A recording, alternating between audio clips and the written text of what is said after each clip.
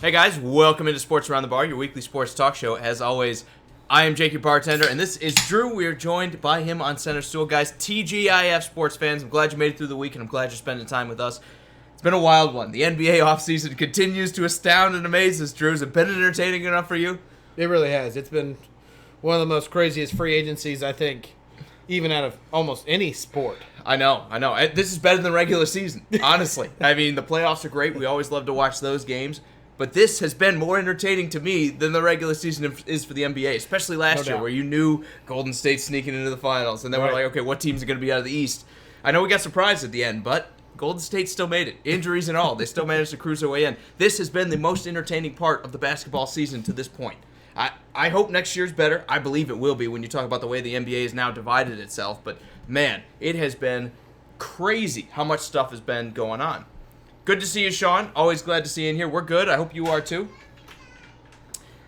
So, today we are talking about not the NBA Power Rankings. We're going to talk about Russell Westbrook and his trade. Now he's a Houston Rocket. Is he going to get along with James Harden? Was this all for naught? Who got better? Who got worse? Who won? Who lost? We'll talk about all that, as well as Chris Paul on his way out for Oklahoma. And I promise this time we're going to get to the Rams. I know we missed it last time as Rams fans.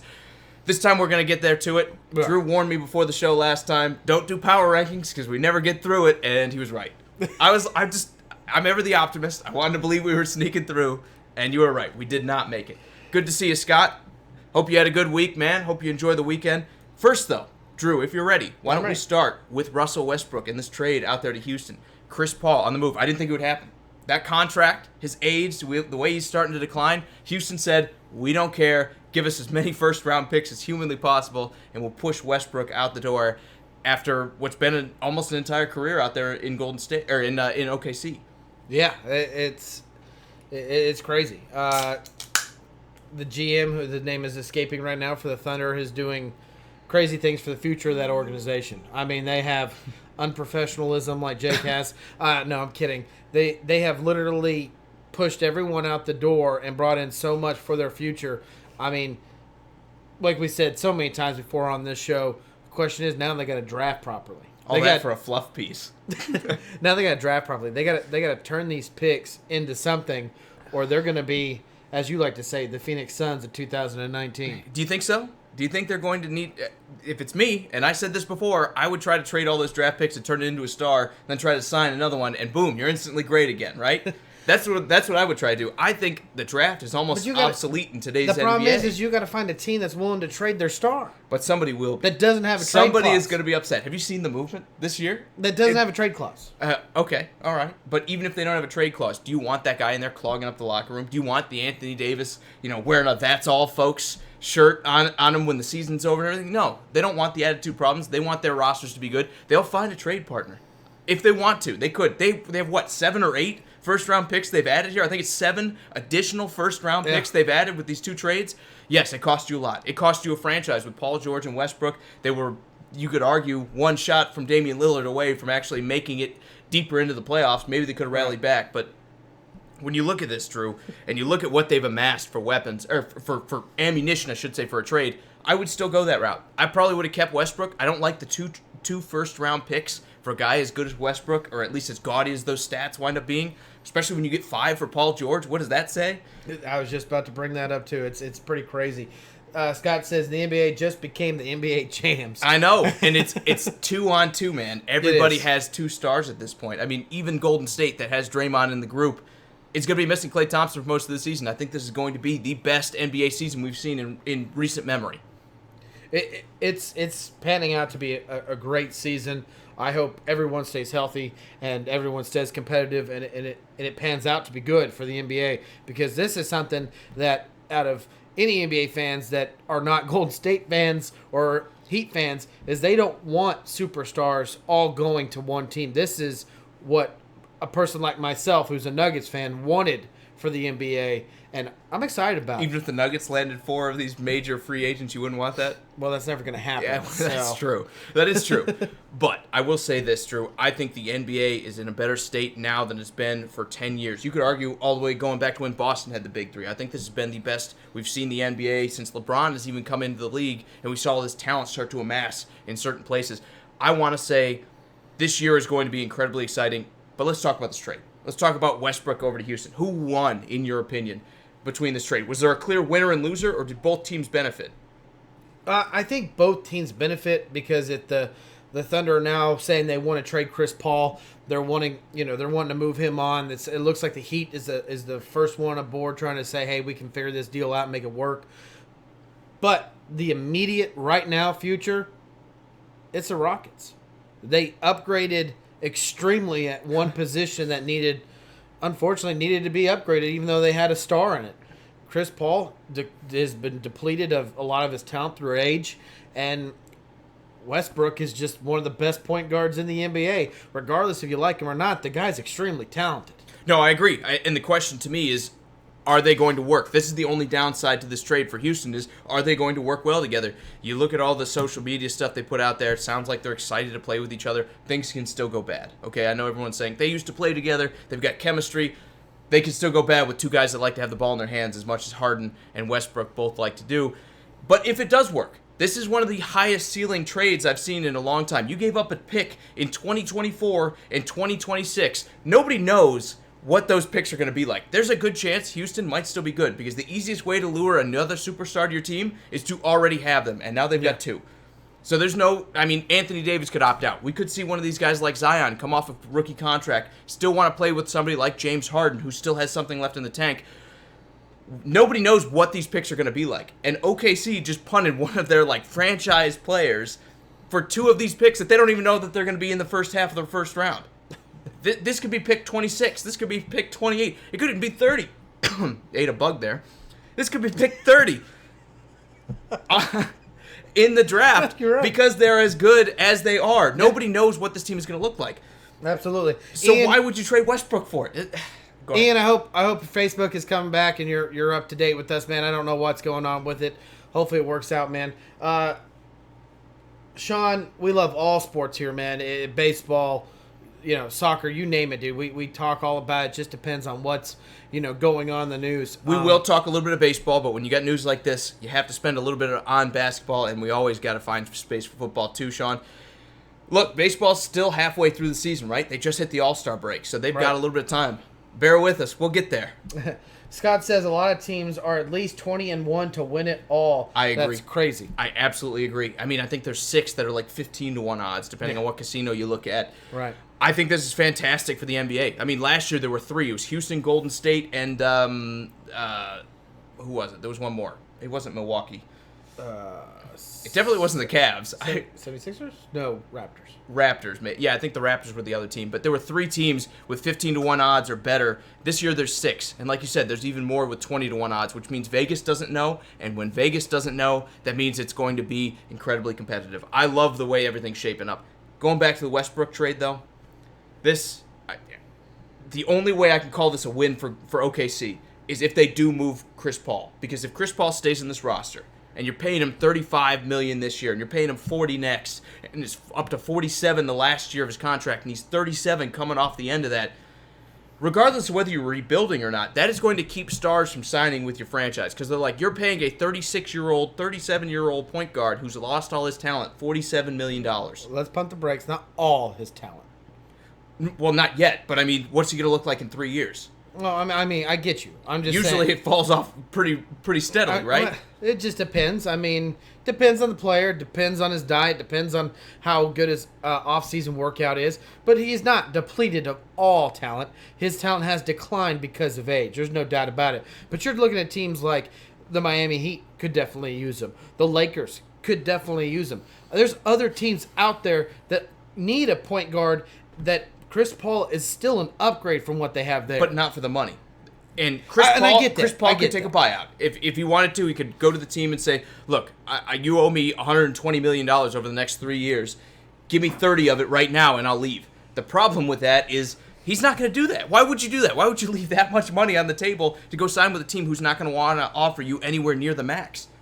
Right now, he is essentially going to stay wherever they want to trade him, and he's going to make that $120 million. I wouldn't fault him, right? No, he's got one of the sweetheart deals in sports. Yeah. But unless you're willing to give up $90 million because you want to win a championship because you haven't done that in your career, there's no reason to give up $90 million wherever they send you. It could be Canada. It could be It could be anywhere, Drew. It could be the D League. I would still play for $90 million, right?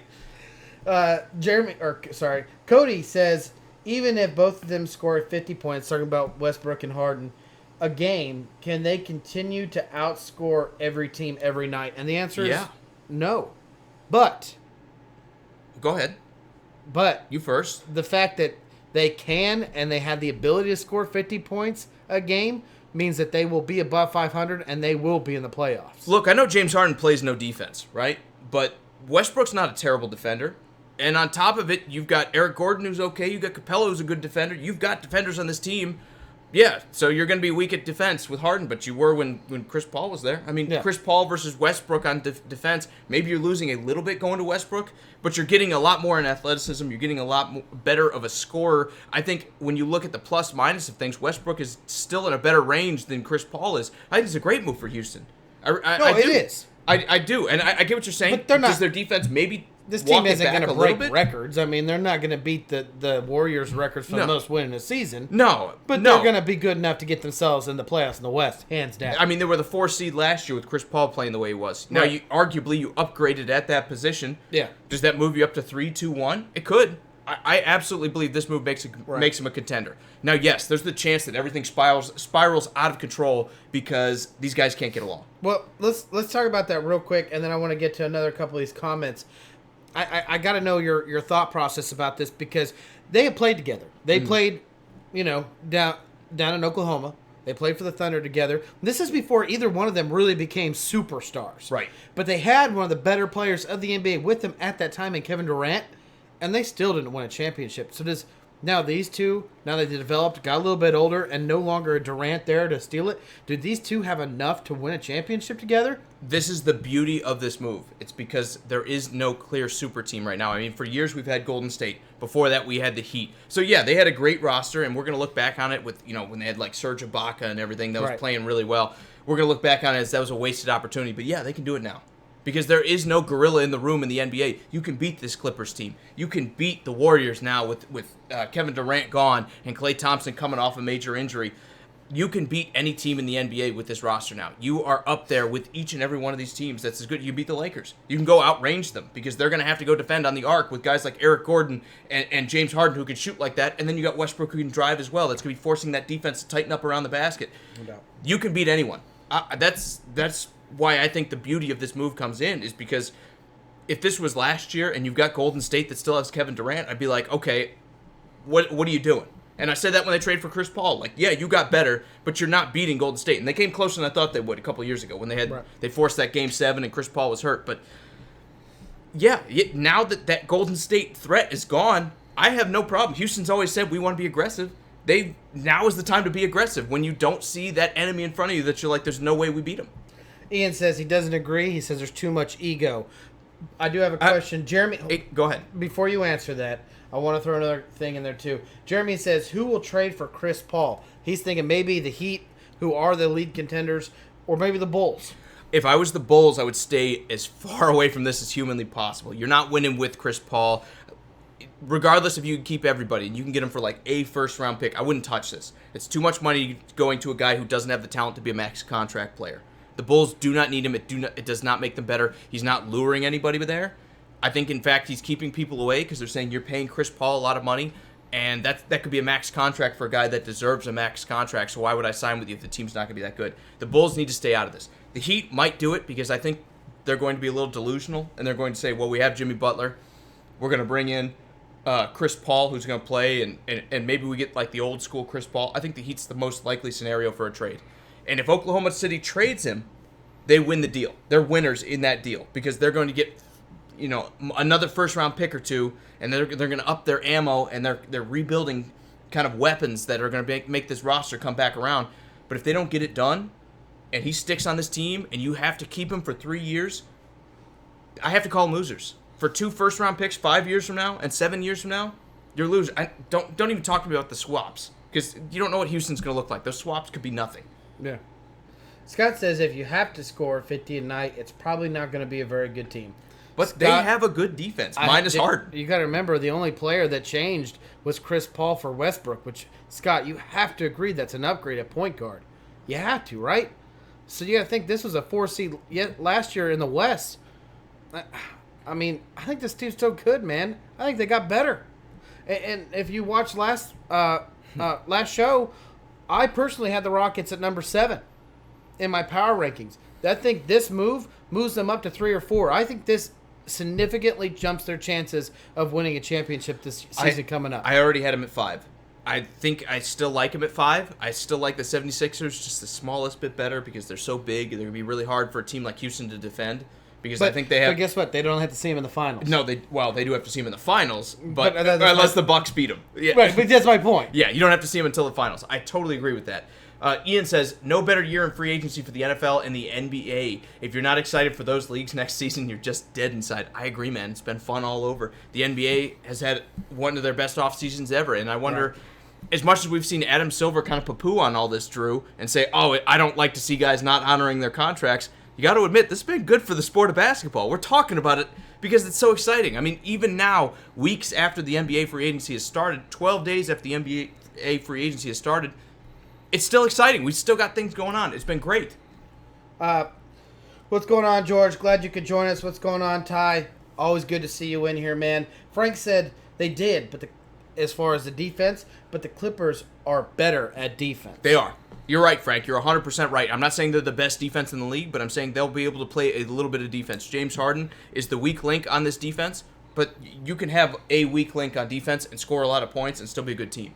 And I think Westbrook comes in and is going to play similar, if not even better, because he's younger and more motivated than Chris Paul is. Maybe not more motivated, but he's more talented than Chris Paul is at this point in his career. I don't think you're losing that much on defense here. I think this team is still going to play some solid defense and score a lot of points. That is how you're going to be a team like the Clippers, is we're going to try to outscore them. Yes, they have a great defense, but we've now got some great scorers. This could be Eric Gordon's time to step up, and maybe he rips some threes, and we see him kind of return to that level that everyone always expected him to be at, and he never quite reached because he has James Harden and Russell Westbrook taking all the attention off of him.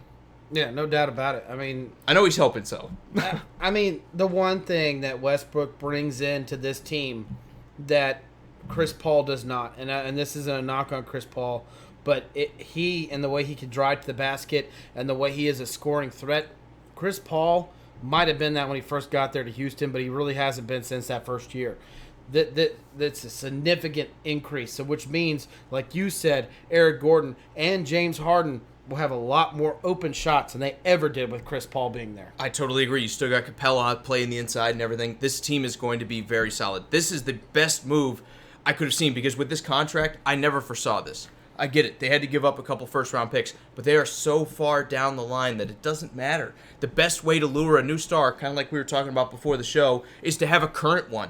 Right. There's no guarantee that Anthony Davis or somebody else won't get tired of their deal. Or it could be Zion coming off of his rookie deal saying, I don't want to play in New Orleans for my entire career. That says, I want to go play with somebody good. You might still have James Harden to the point where he's playing at an elite level and can lure another younger star to this team.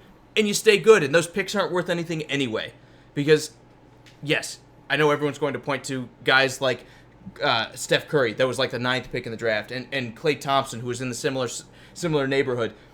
But that's like one. That's like some second round. That's like some 1 in 100,000 numbers that you're going to get a star at those levels. How many guys don't pan out even at the top end? I mean, Cleveland had 3 number 1 picks in 4 years. They weren't good till LeBron came back.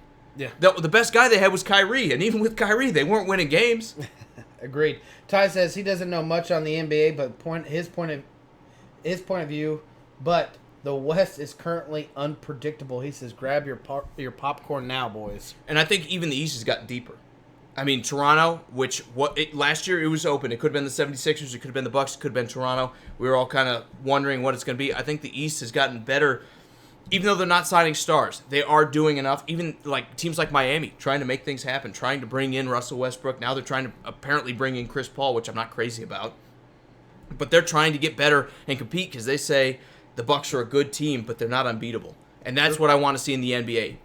In years past, there were teams saying, why bother trying to sign free agents because we're not going to beat LeBron James in the East. We're not going to beat Golden State in the West. Now, all that is out the window. Golden State's injured. LeBron has gotten older and is out in the West.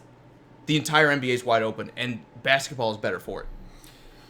Absolutely, no doubt about it. And I'm still going to say what I said. I think the Raptors could possibly miss the playoffs next year. I think the loss of Kawhi Leonard is huge, but I have to give it to you. The East has gotten better because of the movement of what's happened during this free agency, and I think I'm blanking out what I'm trying to say. Zion Williams being drafted. He's in the West, though, isn't he? He's in the West. I'm Pelicans, sorry. yeah. We're in the West. Well, you still got R.J. Barrett in the East. Maybe There he you go. takes the Knicks back to be. No, I'm just kidding. The Knicks aren't going to be any good. But I will say this: the basketball world is wide open. Before we move into the Rams here, Drew, I know you had Houston down in the rankings. What right now would you revise from even Wednesday's show now that they have Russell Westbrook instead of Chris Paul? I don't know if they're better than the Bucks, and I don't really know if they're better than the 76ers, but they sit right there. I wish I could give them all three a tie at number 3. And Frank's saying, don't sleep on Boston. I actually have Boston as my 10th best team in the NBA, but I will say this. This is the edge, except maybe I have the Spurs. They're right on that edge of teams that are good enough to compete for a championship, like a dark horse kind of scenario. Do I think Kemba Walker is going to come in and solve all their problems? No, I don't. But do I believe that he makes this team more cohesive as a unit? I think so. And maybe that's what you needed. You needed a guy who's going to be a team player and put up similar numbers to Kyrie instead of the guy who wants to make it all about him. I like Boston, but they've lost Horford. They've lost Kyrie. They've lost a lot. They got to prove it to me now, and that's why I have them that low. Ian, I'm sorry, man, that Facebook acting up on you, man. We know what that's like. Yeah, trust me, we're all about that. Enjoy Afro, man, too. Cody says, we really have so many different team styles in the West. Could that affect how teams at Houston, ISD, I don't know what that stands for. I'm sorry. Do you know what ISD I stands don't. for? Okay. Like defense, just make Harden hold the ball and Westbrook hold the ball. Gosh, this is... Okay. My Facebook is acting up as well. I apologize. Make Harden hold the ball or Westbrook hold the ball and make the other players complacent. It could. It could, absolutely. If you're talking about Harden or Westbrook holding the ball too much, that absolutely could happen. But that's not always a problem. When you've got two guys that everyone's going to focus on, everyone's going to be trying to take those guys out of the game. The game plan is going to be, what do we do about Westbrook? What do we do about Harden? And when you have two of those guys, it's really hard to double team two guys and leave everybody open on the court. That's when you dish it to Gordon. That's when you dish it to Capella and let them score some easy points. I actually think this is a plus rather than a minus. Do I think they're going to get complacent because they're not scoring all the time? I think they'll be scoring more than you think. Westbrook, let's not forget, he puts up all those triple-doubles, and one of those stats that he usually throws in there is assists. He dishes the ball when he needs to. You're going to have guys like Gordon that are going to be open. That's what I was getting at earlier, where I said he creates way more openings than Chris Paul ever did. And that's not a knock on Chris Paul. Jeremy says he has the Rockets at the 3 seed in the West and 5th in the NBA. All I can say is quit reading my mind, Jeremy, because I have the Lakers and Clippers still ahead of them, but I have the Rockets as 3 in the West, and I have them as the 5th overall team, behind the Bucks and the 76ers. I'm right there with you, man. Great minds think alike, I guess. Don't sleep on the Nuggets. One more thing before we move on, before we talk football, Drew. Yeah. Chris Paul, now that he's stuck in OKC, we hate it for him because he's never won a championship, and he's not going to do it with this roster, right? I mean, they've got like another 5 years of rebuilding before they're going to spend all those first-round picks and turn into a great team again. What do they do with him? Who is that sucker that's going to take him? Because everyone's saying the Heat. I have another team that I think would be a great fit for him. Are there a lot of other trades out there for a guy that costs this much? The issue is his contract. And it's the skill. It's not. It is. Well, okay, if you were paying him like $15 million, then yeah, you could say it matches up. I think the contract doesn't match the output, right? You need a better player at $47 million. I caught it. You need a better. Well, I guess it's like 38 this year. You need a better player at $38 million than what he's going to provide. This is a $15 million player now getting paid 38. The issue is his contract. It is not his play. Yes, he is not as good as he was. But this guy can still be valuable to other teams. That's why the team like the Heat, who are trying to be competitive, are willing to take the risk and maybe possibly bringing him in. There's other teams out there that need a point guard. I would literally point to the Lakers. If they really honestly think LeBron's going to be point guard all season long, they got another thing coming. That's not going to work out. Right. And they think Rondo's going to be their answer to it. That's another thing coming. It's not going to work out. But you throw Chris Paul into that mix, that team just gets a little bit better. Well, Frank says send him to the Bucks. Would you dump Brooke Lopez and Chris Middleton to bring in Chris Paul right now? Because that's what it would take. He's being paid about what those guys are being paid together. And the answer to me is absolutely not. I mean, Chris Middleton, I think, is the better player on the team regardless. Like, just head-to-head, if you threw money out the window and said you can take one or the other, I would take Chris Middleton at this point. He's younger. He's a better shooter from range. Even though he doesn't distribute like Chris Paul does, you don't need to distribute that much when Giannis can drive the way he can. You just give the ball to Giannis and let him dish to Middleton when he's open. I don't think the Bucks are the right landing place, and they can't afford him. That's the thing. Can a team afford to trade for him? I know the Heat are thinking we can pick him up, and the East is still kind of weak. We can make the playoffs. Maybe we make a bit of a run. Maybe we get lucky in a series, kind of like Toronto did with that bounce in, and we get to the finals. Right. No, that's delusional. You're not beating the 76ers. You're not beating the Bucks. Not with just adding Chris Paul and having Jimmy Butler. I know you got Dragic, but come on. That's not enough. That's not enough. Whiteside's gone from them as well. They're pretenders in my book. I think this is a bad trade for them, and let's not forget, you don't just get them for this year. You get them for the next 2 for a lot more money than you're paying them this year as well. I do not like this move for the Heat, even though I think they're more like the most likely team to trade for them. If I had to pick somebody, you're going to be surprised. It's Phoenix. If I'm OKC, I'm on the phone with Phoenix right now, and I'm going to tell them, look, you need to keep Devin Booker around. How do you do that? You go and win some games and try to convince this kid that you can do it if you have some talent, and we need to add 1 or 2 more guys. So I would try to convince Phoenix, take Chris Paul, get a little bit better. You're probably not making the playoffs, but maybe you move to a 9 or a 10 seed, and he's going to help Devin Booker score a lot of points because he's so good at passing the ball, and Devin Booker's going to re-sign with you, and then you're winners.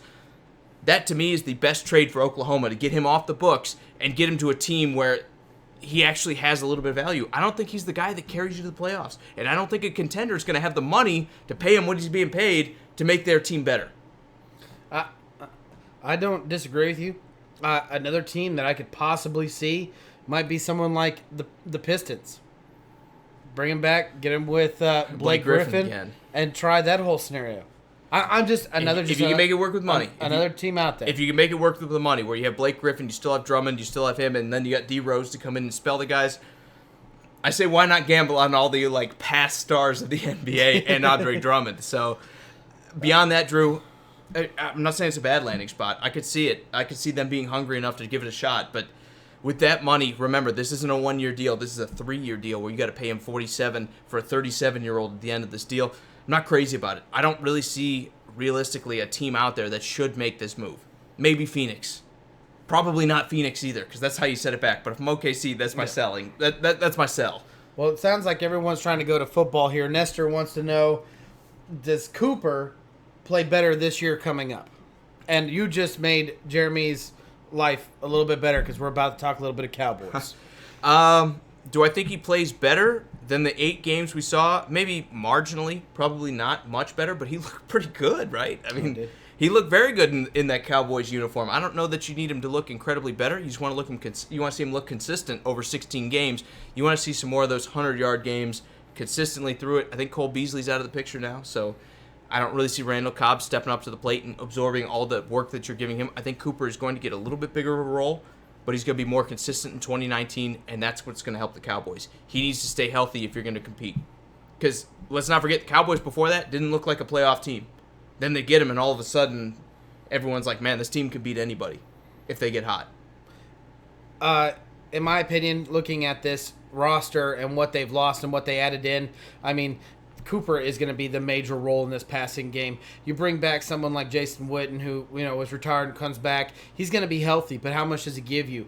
You lose Cole Beasley, right? But you bring in Randall Cobb. They're not the same player. Cole Beasley at this point in time in this career, at this point in time in their career, Colt Beasley is a better player than Randall Cobb. Randall Cobb can't stay healthy. So you bring in 2 old receiving weapons in Witten and Cobb and hope to replace what Colt Beasley had. The question is, how healthy can they stay? But beyond all of that, it's all about Zeke Elliott. It's all about number 21. That guy is the reason why safeties cheat in. That's the reason why you saw Amari Cooper get so many deep balls and being open and only covered once. But now teams are really going to focus that. They have a whole offseason paying attention to how this team did this. It's not going to be as easy as it was But luckily for you guys got this offseason to develop a little bit more than what you did during just those 8 weeks. That being said, I'm in complete agreement with you. I don't think he's going to do anything more than what he already did. But if you give him consistency, I mean, this guy's probably more than likely going to be in the Pro Bowl in a Cowboys uniform. Yep, and I think he did enough. Those 8 games towards the back end of the season where the Cowboys really got dangerous. Frank says they should be better with Witten back. I think marginally so. I think it's one of those guys, because of his name, teams will pay attention to him a little bit. But I don't know how much Witten's going to be beating these 25 and 28-year-old linebackers that are going to be trying to run him down. I think Jason Witten is more going to be one of those guys that Amari Cooper gets double teamed this game, this play, and and Zeke Elliott's covered as well. So we need that third option. Maybe we can throw it to Witten and he can kind of box a guy out with his shoulders like he used to. I don't think Witten's going to be that big of an addition. I like it. I think it's a little bit better than what they had, but we're talking about a very old tight end here. And in the NFL, it doesn't matter how good you were. As soon as you start to slow down a little bit, you can go from great to not very good overnight. I mean, there's a reason why he retired. He felt slow. He felt his body starting to give out on him. I mean, I'm not saying he went out there and physically said these words, because I can't sit there and say that. But that's the reason why these guys retire, because they love the game. They never want to retire. They want to keep playing, especially people like Jason Witten, where his work ethic is through the roof. I mean, this guy is literally what any fan of the NFL would love that player on their team. Right. I mean, he's just a great person all around. But there's a reason why he retired. But he's sitting there looking at this team going, this team has a chance to win a Super Bowl. And maybe if I would have just stayed, or now coming back, right, I give this team a little bit better. Do I think Jason Witten helps? Absolutely he does. But the question is how much? The narrowest margins. Are they better? Yes. Are they a lot better? I can't say that. I hope he kind of gives us that little spark, because he was off last year and he was up in the Monday Night Football booth, but I can't bet on it. I think you need to bet on these other guys coming in. You need to bet on Randall Cobb, which Scott says Cobb should be more of a coach/player and help develop talent. I think we're kind of underestimating Randall Cobb a little bit because he's been hurt. I think the guy's only 28 or 29 years old. He's not ancient. He's not a guy that's like over the hill or anything like that. You just need a healthy season out of Randall Cobb. Yeah, but who would you want right now, Colt Beasley or Randall Cobb? Randall Cobb. From a ceiling perspective, from a consistency perspective, Cole Beasley. Especially because him and Dak seem to be, one. They had that connection. I'm talking about in the Before Cowboys that, uniform. I don't think Cole Beasley's that good of a player. I really don't. I think him and Dak just kind of clicked. And when you have a guy that clicks, sometimes that can outweigh talent, and you find yourself getting the ball more and making things happen. And it's one of those things that maybe you're not the best guy in the field, but you find a way to get things done. I think that's where Cole Beasley was last year. Do I think they're going to miss him? Yeah. But do I think Randall Cobb has the potential to be a better player than Cole Beasley was? Yes, I do believe that. I think Randall Cobb is probably more talented than Cole Beasley is. Even at this point. You just need him to stay healthy. Because that's always been his knock, right? I mean, look at him last year. He basically beat the Chicago Bears, and everyone said Aaron Rodgers came back into the game and beat him. No, that was Randall Cobb, who juked 2 tacklers and broke a wide-open touchdown run. The question is going to be, can you give me 16 games of that Randall Cobb? And the answer is, to date, no. I'm going to burst your bubble. Go ahead. I'm going to burst your bubble. Because you put... I'm a Randall Cobb guy. I could tell. You put Colt Beasley in a Packer uniform and have Aaron Rodgers throw the ball to him. How well do you think he's going to look better? Randall Cobb has never had anyone besides Aaron Rodgers, a first ballot Hall of Famer. Arguably, Cole Beasley played with Tony Romo. Maybe not the best quarterback in the world. But a stat maven. A guy who threw for a lot of yards. No one has ever thrown to Randall Cobb besides Aaron Rodgers. No. I'm talking about Cole Beasley. Let's not pretend like Cole Beasley hasn't had his chances. I didn't say that Cole Beasley's only had Dak Prescott throwing to him. I'm telling you, Randall Cobb's only had Aaron Rodgers throwing. And that is true. That is true. So you're talking about one of the best quarterbacks, arguably of all time, to ever play the game, and he had the ball throwing to him, and he still could not stay healthy. I already have the great counter to this, but go ahead. Couldn't stay healthy, and he still wasn't the best receiver in the NFL ever, not once. Not that Cole Beasley was. I didn't pay him like he's the best wide receiver in the NFL. But I will say this. What did Cole Beasley always do great in Green Bay? Because it wasn't him catching deep balls from Aaron Rodgers where he throws him open and you just keep running. No, it was always underneath stuff, and he was always making guys miss. That's not the quarterback. Any quarterback can do that unless your name is Marcus Mariota, who can't seem to throw a guy who's open running a slant over the middle of the field. What makes those guys great, what makes those slot receivers great, is what they do after the catch. And Randall Cobb is a master of that. The problem is Randall Cobb can't stay healthy. He's made of glass. When you get a healthy Randall Cobb, you get a great player. And I think he can do that with Dak Prescott, as long as the offense is smart enough to utilize him. And that's a big if. I mean, let's face it. Cowboys offense hasn't exactly been complex for the past few years, right? Right. We're not talking about like high-level Chiefs and Green Bay kind of concepts here. We're talking about a pretty basic offense.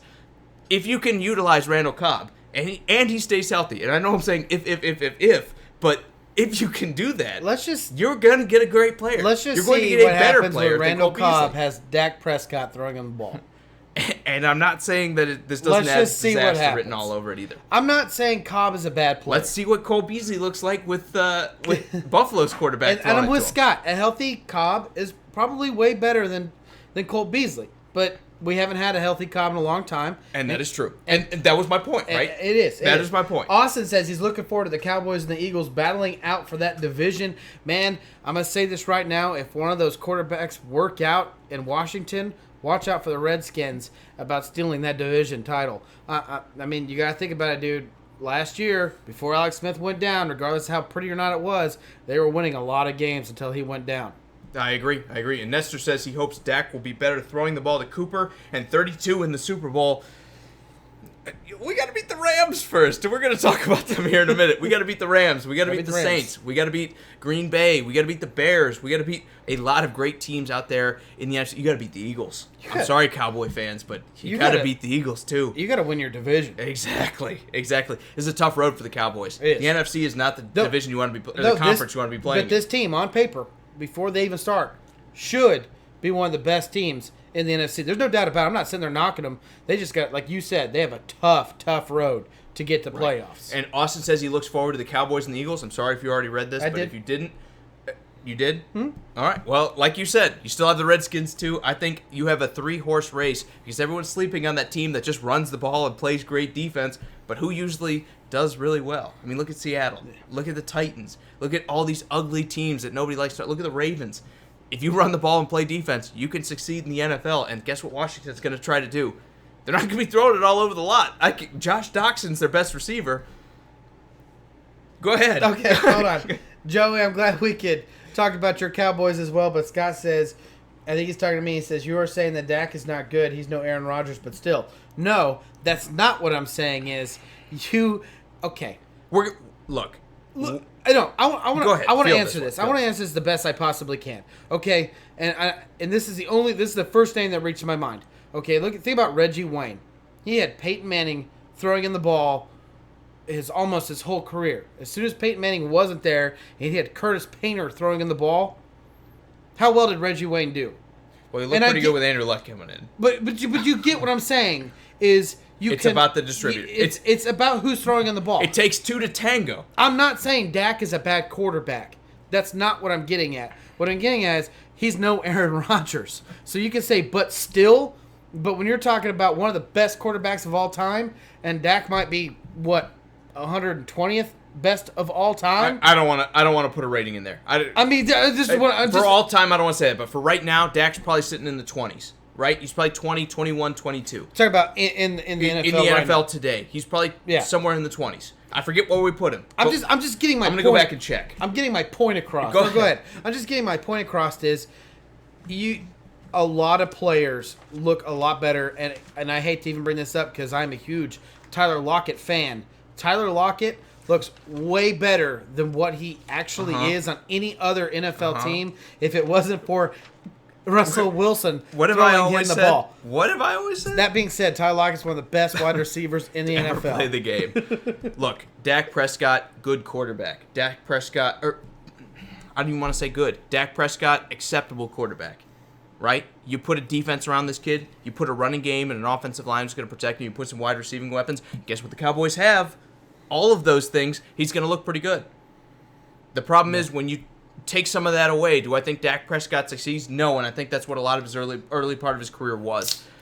I hate to say it, Cowboys fans. I really do. But you need to upgrade a quarterback if you're winning the Super Bowl because you could have a great defense. You can run the ball really well. But when you're going up against a superstar quarterback on the other side if this is Patrick Mahomes chucking the ball all over the lot, you can't count on your defense to keep him under 30 points. You have to answer back. And I don't see Dak Prescott answering back those kind of points. Do I think you're going to be a very good team? Yes, I do. Do I think you're going to be a Super Bowl team?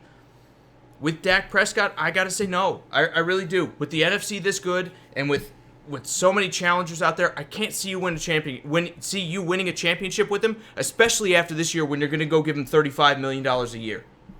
Because the rest of that defense is going to start to evaporate. You can't go from paying this guy $15, $20 million to $35 and expect no repercussions. And Eddie's agreeing with you. Eddie's saying he's not sold on Dak. The guy's only thrown for 300-plus yards 5 times in his career. He needs Zeke, and he needs a good defense to win games. And he needs a good offensive coordinator. Let's not put it all on Dak, right? I mean, they're not running the most creative offense in football either. And I get it. The Titans tried to do that with with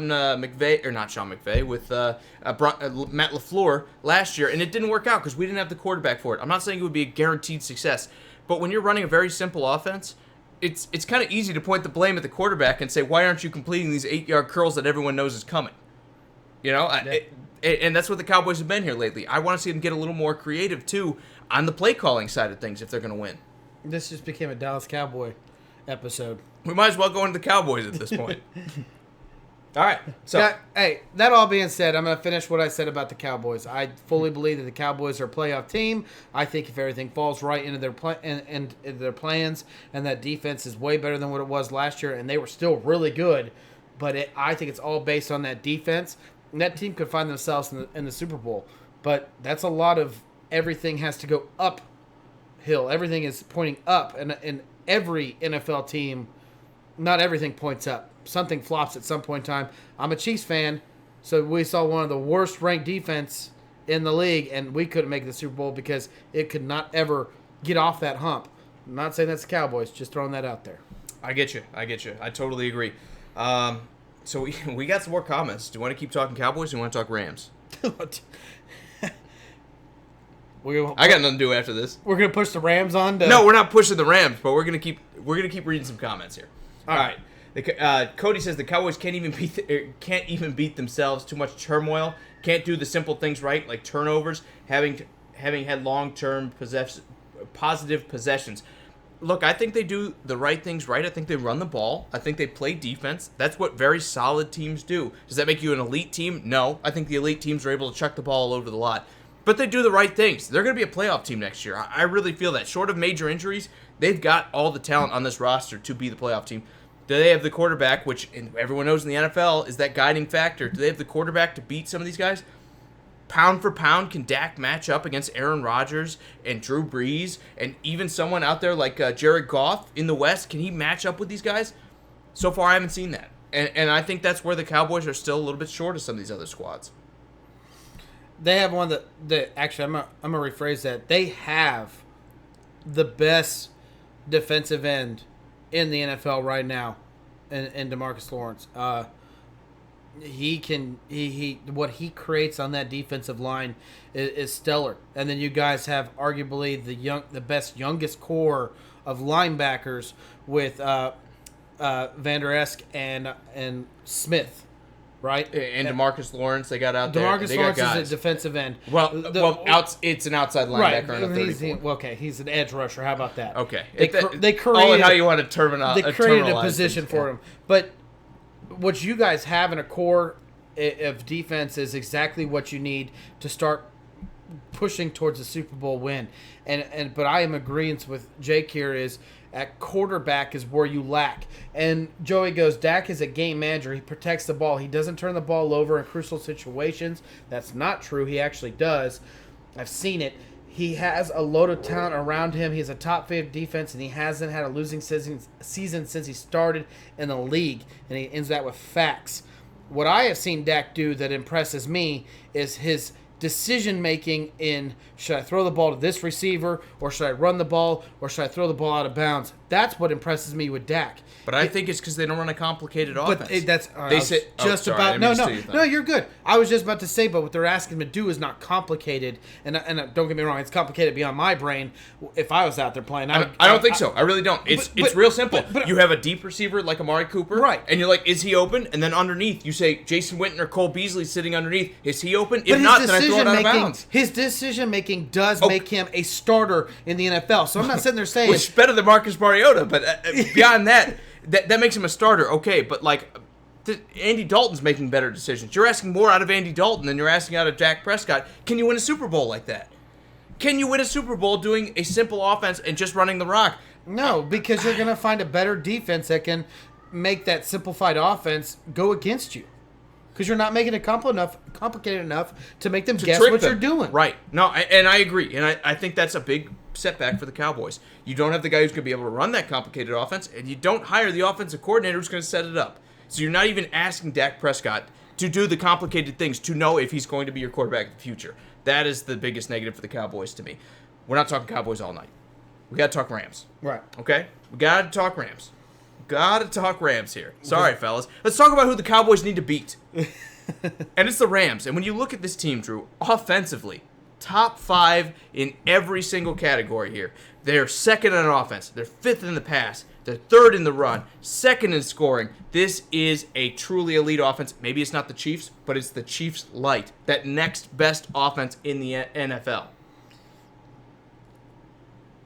John says, we just make up words on the fly. Beasley is on the Bills. We've been talking about Beasley in the past, John. We're not talking about going forward here. I'm saying who has he looked to when he's had them. I'm not saying Cole Beasley's on the team right now. We know Beasley's on the Bills. And I just want to say every sportscaster makes words up on the fly, so a little confused about that comment. We're not like saying that Cole Beasley's going to be a big impact in 2019 because he's not. He's not on the Cowboys. I even said this. I don't think Cole Beasley's a great player for the Bills. And Drew kind of disagrees with me a little bit, but we're talking about in the past, what have they done? We're not talking about 2019 here. And Joey said, never said he was a great quarterback, but he's good enough to win a Super Bowl. Well, I mean, Joe Flacco won. But I actually said that too, Joe, if you're listening. I said everything has to trend up. That defense, as good as it is, has to be better. We're talking about the 2000 2000 Ravens or the 1985 Bears defense or the 2018 Bears. You got to be elite. Your defense has to be the best defense in the league, and you got to be top 3. And that's not a knock on Dak. That's not a knock on Dak. Look at Trent Dilfer. Look at Johnson over in the Buccaneers when they won a Super Bowl. Joe Flacco. Another example. I mean, another Joe Flacco. It's not a knock on Dak. It's just you're not winning a Super Bowl because Dak brought you there. You're not. This is not a Tom Brady. This isn't a Peyton Manning. This isn't a Drew Brees. This isn't an Aaron Rodgers. This is just above average, and I actually think highly more of Dak than he does. I think he's above average, but not great or anywhere near elite quarterback. That's just all I'm getting at. And I think it's the reverse. I think he's slightly below average. That's not necessarily an insult. You can win with a slightly below average quarterback, but I don't believe he's one of those guys that's going to set the tone in the NFL. And he's not a guy that, like you said, he's not the guy that leads you to a Super Bowl. He's the guy that kind of coasts and doesn't make the mistakes, and you win a Super Bowl despite him instead of because of him. Yeah. Maybe if the defense takes a step forward and we see Van Der Esch become Brian Urlacher come again, where he's just that dominant of a linebacker, and you see DeMarcus Lawrence absolutely kill it from the edge. This defense becomes a top 1, 2, 3 unit. Then maybe we see the Cowboys in the Super Bowl. But I think Dak is a bit of a minus in that scenario. Can you get there with him? Yeah. Do I think you're going to get there because of him? Absolutely not. You need everyone else to step up to the plate. This is my last thing I got to say about the Cowboys, and we really do got to talk about the Rams. Replace Dak with anybody that has more talent than Dak. Russell Wilson, Drew Brees, Aaron Rodgers, both Andrew of whom Luck, have considerably more talent than this Dak would Prescott. be the best team in football. Hands down. Yeah. But because of Dak, because he's not that elite quarterback status. But one thing I will say to that, you're absolutely right. Do you know why they can't replace him with that? And why they can't have this roster with that? Because each and every one of those guys, minus Drew Brees, who took a pay cut because he's a humble guy and wants to win a Super Bowl and he's 40 years old, and Tom Brady, are all being paid $35 million a year. What is Dak Prescott not getting right now? $35 million a year. Correct. What will he get here in the near future? $35 million a year, which means the rest of this team is not long for the world. You cannot pay a guy that is average to subpar that kind of money and expect to win a Super Bowl. All right. Sorry. Joey says the Rams choked away their first shot last year. They're done. He says, please go back to the Cowboys. We will talk Cowboys. We talk about everybody. The Cowboys we have close to the regular season, which is where you want them, because that means we're going to know more about the team. We've got Andrew's Chiefs towards the end of the season, too. We talked about my Titans because they're not a legitimate threat early on. So we will talk Cowboys, but that's going to be a little bit closer to the season. I think the Cowboys are like the 5th or 6th last team we're going to do. So it'll be very close to the regular season, which is like a couple weeks from now. We just did a Cowboys episode. Almost. Let's get into this. Let's talk about what the Rams have lost. And Cody wants to know if the Rams gotten any better. And let's talk about that. I think no. To be honest with you, what I saw in the loss category, to me, is all replaceable through draft and free agency. And in my opinion, they took care of it. And I honestly, truly think that. I get that you're going to tell me LaMarcus Joyner is a loss that they couldn't handle. You're going to sit there and tell me Ndamukong Suh is not a loss that they can handle. But I think they did replace it, and I think that they had a player just good enough, or the best actually, sitting right next to Suh, that loss doesn't make a difference on this defense. When you're talking about a defense that I believe that was ranked like 23rd in the run stop, you're going to get a little bit better because you got someone like Eric Weddle who could put the people in the right position, not someone like Joyner who's expecting to try to do it all. You actually have a quarterback now in the back of your defense. I will say this. I think Eric Weddle was a great player. I think Eric Weddle has done very well with the Ravens that have had an elite defense and elite talent all around him. But you're not going to have that with the Rams. I mean, last year, Drew, they were the 19th defense. Okay? You're going from like the 2nd defense to the 19th defense. This is not a lateral move by any stretch of the mind. I think a 34-year-old safety is going to struggle a little bit going in with subpar talent surrounding him. I like LaMarcus Joyner better because he's younger. I think LaMarcus Joyner is a very solid safety. This is a decent replacement, okay? With the money and everything that the Rams had to spend, they did okay bringing in a guy that's going to be able to replace LaMarcus Joyner. But this isn't a pound-for-pound move. You're not replacing a 27-year-old with 34. Not in the NFL. I think this is the year that we see that regression out of a safety because he's not playing with top-tier talent around him. And I like Eric Weddle. I hope he stays elite. But I got to look at it from the GM standpoint, and I got to say, am I going to get the same thing out of a 34-year-old as good as he's been in his career? I got to say probably not. I'll give you a couple things why I think that they are going to get the exact same kind of player out of him. Is first of all, he plays more snaps than Joyner does. This is when you bring in Weddle, you're bringing in one of the most played every snap down in the whole league. This he arguably might be as far as the safeties played the most snaps out of any safety last year. And I get his age as a question mark, but it's not his talent of tackling. It's not his talent of making plays happen himself. It's about how he directs people in front of him. But you sit there and you direct people like Talib and Marcus Peters and Suh make the line shift. He's the one yelling in the back where he's telling the line to shift left or right because he's seeing the play, develop in front of him. Joyner wasn't doing this. I think he has the talent to create this defense to be a little bit better than what they were. Am I sitting there saying 19 to 2? No, but you might see 19 to 12. And I think that's optimistic. I really do. I mean, we're going to see Talib, another year older. I think he's 32 or 33 this year. And cornerbacks do not usually make it very far past 30. I think on top of that, they still have Aaron Donald. I think that's great. They lost Mark Barron on top of it, inside linebacker. And everyone's going to say, oh, Mark Barron, how big of a loss is that? They were already bad at linebacker, and they didn't do anything to replace it. I think this is another subtraction. They lost Ndamukong Suh. Again, not the world beater at defensive tackle he was in his youth, but I think that's what you're getting in Eric Weddle. Not the world beater he was in his youth. You can mask that a little bit when you're playing with that good of a defense in Baltimore. I think they're going to take a step back on the defensive side of the ball. I think another major subtraction they've had, C.J. Anderson on his way out. I think losing a running back of that caliber who's going to be able to spell Todd Gurley, I know he wasn't there all year last year, but he was definitely needed when they got to the playoffs. Losing a guy like that and betting on a rookie like Darrell Henderson is a risk. Yeah, I agree with that. I think the C.J. Anderson loss is a little bit bigger when you're taking an all chance on a rookie. But I think bringing in Cooper Kupp, where that offense is going to get back as their third best receiving, arguably their best receiving option, because for some reason Goff and Kupp seem to get along really well. I think as much as Anderson sucks to lose him, I think it's okay to lose him. Ty says he also likes the Clay Matthews move, which we have covered when it happened, but we could cover it again. He said, what's the word on Gurley as well? Gurley has an arthritic knee, but if you ask every NFL player, they have arthritis in like every joint in their body. So I'm saying don't hit the panic button on Todd Gurley. I think the Rams need to learn to not give this guy that many carries because you need him healthy in the playoffs. I hope they learn their lesson. I think they probably have. Thank you, Joey, man, for the comment, man. Enjoy those beers. We're drinking them, too. We're about to run out because this show's going long. What? As far as Gurley, you pretty much nailed it. I think that they're going to do a snap count, but I don't think it's going to be an aggressive snap count until later in the year. I think you're going to see kind of a slow start, then really heavy, and then slow it down again when they get close to the playoffs. What's your opinion on the Clay Matthew move? Bodies, kind of like Eric Weddle. You're hoping to milk the last little bit of football out of this guy. I think they're hoping, okay, if we spell him a little bit, we put him next to Aaron Donald, we get a little bit of the old Clay Matthews when all the attention's not on him. Same thing with Eric Weddle. We put him in a secondary with Talib and Marcus Peters. Hopefully people forget about him. He snags us a couple interceptions and we're good.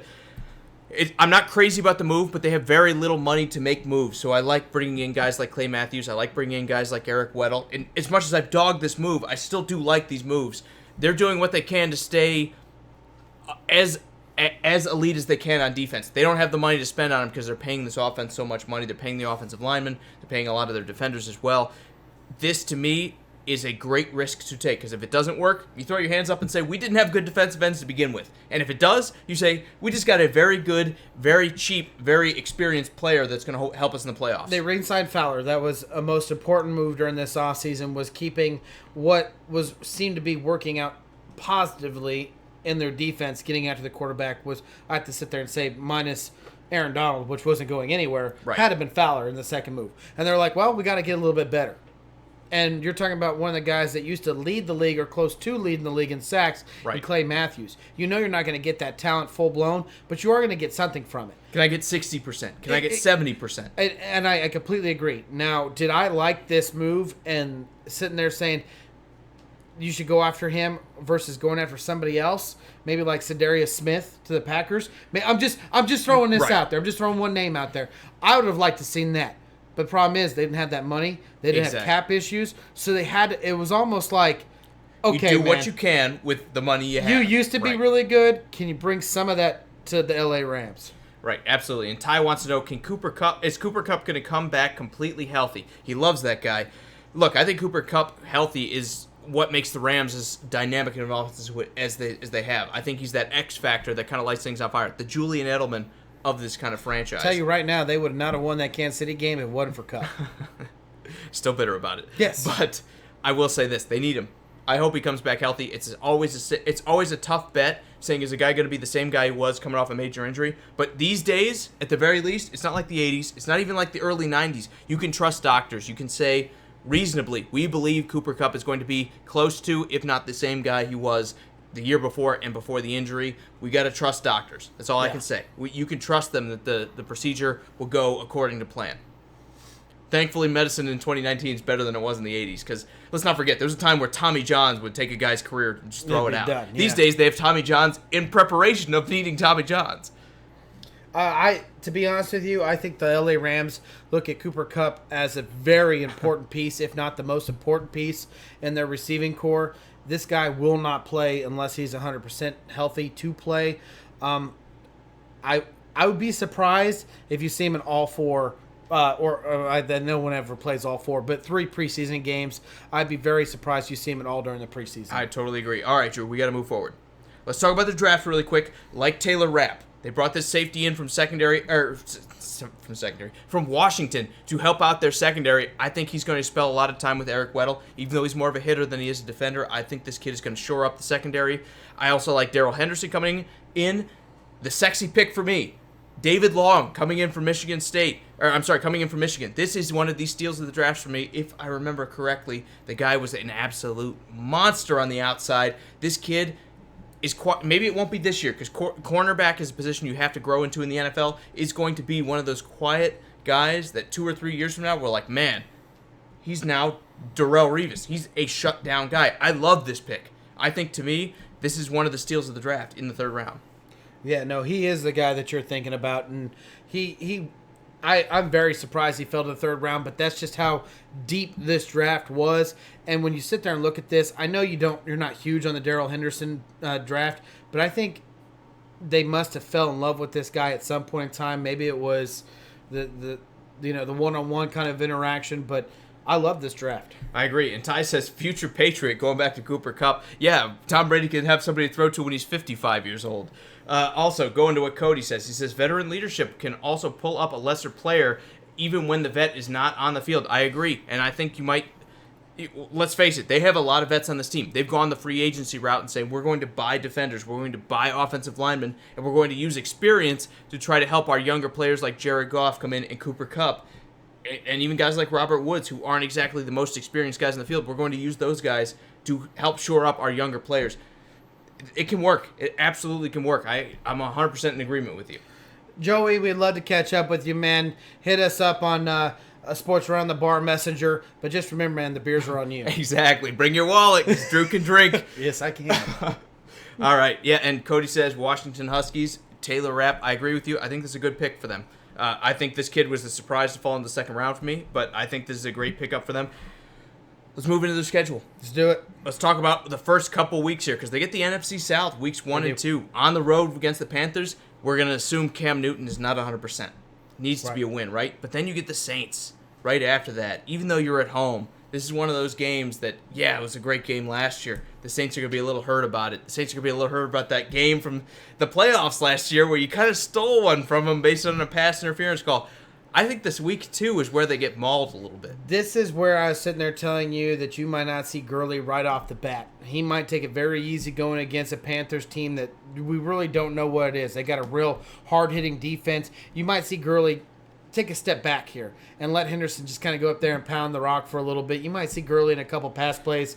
But when it comes to week 2, when it comes to week 2, Gurley is going to be full-blown just going forward. You know, you're talking probably anywhere from 25, touches in this game, which when you think about a guy that has arthritic knees, that's a lot for this guy to do. But unfortunately, we see the Saints in that vengeance game as a loss towards the Rams. And Austin's with us. He says win and a loss. So we're kind of in the same boat. Week 3 and 4, kind of interesting. Teams that used to be bad. You've got the Cleveland Browns on the road, week 3. We're still betting that the Browns don't have it put together enough to beat a team like the Rams. This is going to be an interesting game to watch, though. Can you imagine if this Browns team hits the ground running and you have Odell Beckham and Jarvis Landry and your favorite quarterback Baker Mayfield slinging the rock all over the place? This could be the Chiefs matchup. It really could, because I don't think either one of these defenses are particularly good. And I think both of these offenses have a chance to be incredible. Yeah, no, they really do. And this was a game that we really struggled on when we talked about the Browns earlier during the summer. And we really struggled on this game because we think, or at least for sure me, and I know you do a little bit, right, that if this team can get itself early and going and Freddie Kitchens knows exactly how to get this offense moving forward, it is a scary team to be facing, especially as we both think later in the season. Luckily for the Rams, they find him in week 3, and we think this is a win for the Rams. Absolutely. Now, Ty's saying Njoku. I like Njoku a lot, but I think this might be his game. You don't have Mark Barron to cover him. I really do. Maybe Eric Weddle kind of spells him a little bit, or spies him a little bit, and we kind of have Eric Weddle kind of shut him down. But there are a lot of weapons out there in Cleveland that you're going to have to account for. I think this might be that 52-51, or what was it, 54-52, or something like that. You tell me, you're the Chiefs fan. No, I forgot. This could be one of those games where everybody just, it's nonstop scoring. I really do believe this might be one of the best offensive shows in football as early as week 3. It just depends on whether Cleveland has it all put together yet or not.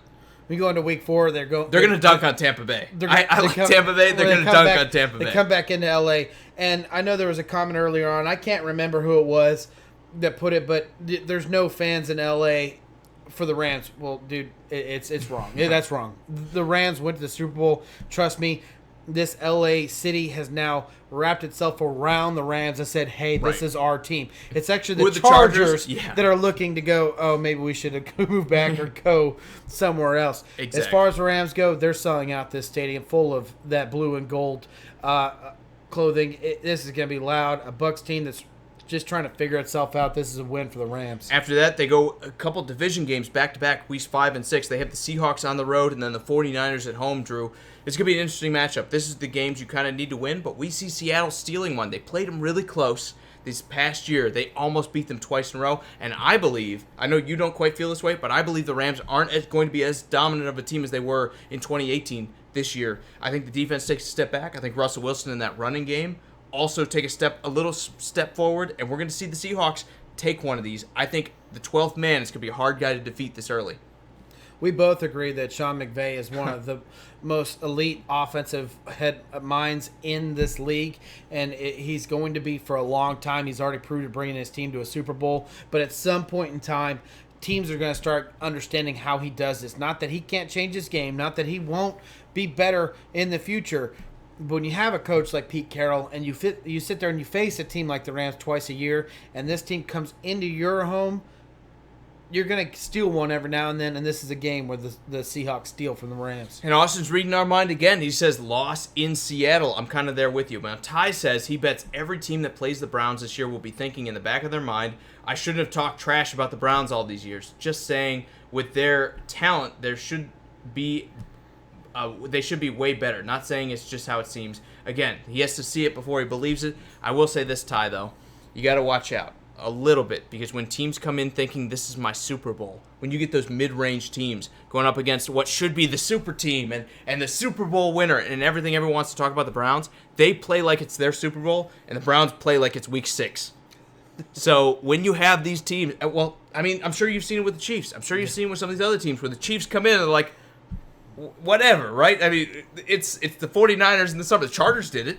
Yeah. The Chargers were like, it's Cincinnati. It's San Fran. They don't care about these games. Meanwhile, the people you're playing against are like, this is all that matters. I want to beat the good team, right? Yeah. So as good as the Browns are and as much as we've talked about them, now that you have those expectations on your shoulders, everyone's going to be out there. The target's on your back. Speaking of one of those teams, they go into Week 6 going against the 49ers at home. They find themselves on the road to Atlanta and then back home against the Bengals. This is kind of one of those games, this stretch where it's like, you might lose one of these games because there is... Yeah, one of them. There is one team that's definitely good, and there's a second team that's trying to copy exactly what you're doing. Are you going with the 49ers copying what they're doing? They're not doing a great job of it. They have a great defensive line. I will say that. No, they have a young head coach that is offensive-minded, that is trying to do... Well, let me say this. They hired Shanahan about the same time McVay was hired. Yes. So I'm not going to say they were like, oh, well, we'll just steal Sean McVay. It's not everyone else. That's okay. That's Cincinnati. I might have said that wrong in the sense, but I got you. It is a team that's trying to copy what the Rams are doing because guess what? The Rams were in the Super Bowl last year. They were. So a team like the 49ers who is sitting there grabbing veterans for their defense and trying to put young players around their offense and bringing in a quarterback like Jimmy Garoppolo, yes, they are trying to copy what the Rams are doing because they're having success and the 49ers are not. No, I'm with you. I think this will be a little bit tougher game than people think. I think in division things always get a little chippy. They have a great defensive line, but you had a great offensive line out there in L.A. to kind of match up with them. This is going to be fun to watch. I don't want to see Todd Gurley run the ball a lot here. Because I think Quan Alexander's going to be out there ready to hit somebody. I think you're going to have a lot of these defensive linemen ready to try to make a name for themselves. D Ford's going to want to prove to the Chiefs he was worth all that money and they shouldn't have traded him. Nick Bosa is going to be wanting to prove that he was worth the draft pick that they spent on him. They got a bunch of great interior linemen. Solomon Thomas. They have a bunch of guys. Eric Armstead. They have a lot of guys on that defensive front. This doesn't need to be a Gurley game. This needs to be the game where you spread out that kind of weak secondary and you do nothing but throw all day long. Well, they brought in a lot of veterans, and they brought in a lot of pass rushers.